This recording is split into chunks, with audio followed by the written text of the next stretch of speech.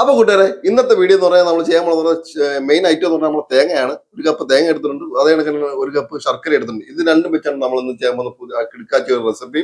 പക്ഷെ അതിന് മുമ്പ് ഒരു കാര്യം പറയട്ടെ കൂട്ടുകാരെ, എന്താ വെച്ചാൽ നമ്മൾ ഓരോരുത്തരും ഓരോ രീതിയിലാണ് പാചകം ചെയ്യുന്നത്. ഇപ്പൊ ഞാൻ ചെയ്യുന്നതാണ് കാര്യത്തില്ല കൂട്ടുകാരെ, നിങ്ങൾ ഓരോരുത്തരും ചെയ്യുന്നത്, നിങ്ങൾ ഓരോരുത്തരും ചെയ്യുന്ന കാര്യത്തില ഞാൻ ചെയ്യുന്നത്. അപ്പൊ നമ്മൾ ഓരോരുത്തരും ഓരോ രീതിയിലായിരിക്കും നമ്മൾ വീഡിയോ ചെയ്യാ, നമ്മൾ പാചകം ചെയ്യാറ്. അപ്പൊ ഓരോരുത്തർക്ക് ഓരോ ടേസ്റ്റ് അല്ലേ. അപ്പൊ എന്റെ ടേസ്റ്റിലാണ് ഞാൻ കാണിക്കുന്നത്. നിങ്ങൾക്ക് ഇഷ്ടമാണെങ്കിൽ നിങ്ങൾ ചെയ്ത് നോക്കുക. അപ്പൊ ഇത് നമ്മൾ ഈ വീഡിയോയിലോട്ട് പോകുന്നതിന് മുമ്പ് കൂട്ടുകാരെ ലൈക്ക് അടിക്കുക, ഷെയർ ചെയ്യുക, ഫോളോ ചെയ്യുക. അപ്പൊ നേരെ നമുക്ക് വീഡിയോയിലോട്ടൊക്കെ പോയാലോ. അത് തന്നെ നമ്മൾ ആദ്യം എടുത്തേക്കെന്ന് പറഞ്ഞാൽ ഒരു പാത്രം എടുത്തിട്ടുണ്ട്. അതിനകത്ത് നമുക്ക് ഈ ശർക്കര ഇട്ട് കൊടുക്കാം. അതിലോട്ട് നമുക്ക് ഒരു അര കപ്പ് വെള്ളം ഒഴിച്ചു കൊടുക്കാം.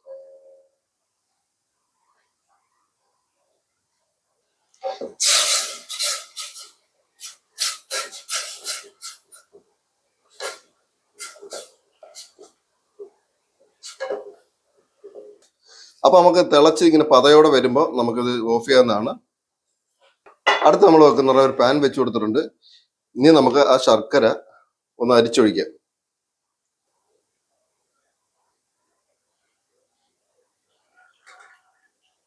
ഇനി നമുക്ക് ഇതിനകത്തോട്ട് ഒഴിച്ചു കൊടുക്കുന്ന പറഞ്ഞാൽ പാലാണ്.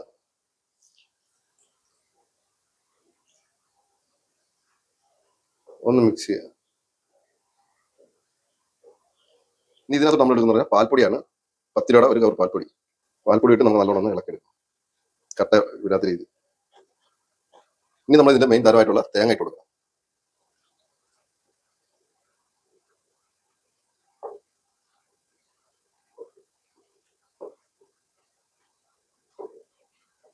ഇനി നമുക്ക് ഇതിനകത്ത് ഒരു പിഞ്ച് ഉപ്പും കൂടെ ചേർക്കാം, മധുരം ഒന്ന് ബാലൻസ് ചെയ്യാൻ വേണ്ടിയാണ്. ഈ സമയത്ത് നിങ്ങൾക്ക് ഏലക്ക ഉണ്ടെങ്കിൽ ഏലക്ക കൂടെ ഇട്ട് കൊടുക്കാവുന്നതാണ്. ഇപ്പൊ എൻ്റെ ഇല്ലാത്തതുകൊണ്ടാണ് ഞാൻ ഇട്ട് കൊടുക്കാത്തത്. അതുകൊണ്ടെങ്കിൽ നല്ലൊരു ഫ്ലേവർ കിട്ടും. അപ്പൊ നമുക്ക് താഴെ ഇങ്ങനെ കുറുകി വന്നിട്ടുണ്ട്. ഇനിയും കുറുകണം. ഈ സമയത്ത് കുറച്ച് ആവശ്യം ഉണ്ടെങ്കിൽ മാത്രം നിങ്ങൾ ചേർത്താൽ മതി. ഞാനിപ്പോൾ കുറച്ച് നെയ്യും കൂടെ അതിനകത്ത് ചേർക്കുന്നുണ്ട്. കുറച്ച് മാത്രം, 1 സ്പൂണോളം നെയ്യ് ചേർത്ത് ഒന്ന് ഇളക്കി എടുക്കാം. നമുക്ക് നല്ലോണം ഇതിന്റെ ഈ വെള്ളം നീരൊക്കെ ഒന്ന് പറ്റി കിട്ടണം. അതുവരെ നമുക്ക് ഇങ്ങനെ ഇളക്കി കൊടുക്കാൻ. അപ്പൊ നമുക്കിപ്പോൾ ഏകദേശം റെഡിയായി വന്നിട്ടുണ്ട്. ഇനി ഇവനെ ഒന്ന് തണുക്കാൻ വെക്കണം. ഏകദേശം ഒരു 10 മിനിറ്റോളം നമുക്ക് തീയൊക്കെ ഒന്ന് ഓഫ് ചെയ്ത് ഒന്ന് തണുക്കാൻ വെക്കാം. ഏകദേശം ഇപ്പോൾ ഒരു 5 മിനിറ്റ് ആയിട്ടുള്ളൂ. വെച്ചിരിക്കാൻ വയ്യ, കൊതി കാരണം പെട്ടെന്ന് തന്നെ നമ്മൾ ചെയ്യുകയാണ്. ഞാൻ കയ്യിൽ കുറച്ച് നെയ്യ് കേട്ടിട്ടുണ്ട്. നമ്മുടെ കയ്യിൽ ഒട്ടാതിരിക്കാൻ വേണ്ടി ചെറിയ ബോളുകളാക്കി എടുക്കാം. നമുക്ക് ഉരുട്ടിയെടുക്കാം. ഇത് ഏത് സ്റ്റൈൽ വേണമെങ്കിലും നമുക്ക് ചെയ്തെടുക്കാതെയാണ്. ചൂടുണ്ട്. നമ്മൾ ഒരു ബോൾ പോലെ ആക്കി എടുത്തിട്ടുണ്ട്. ഇതിനൊക്കെ തന്നെ എല്ലാം നമുക്കൊന്ന് ബോളാക്കി എടുക്കാം.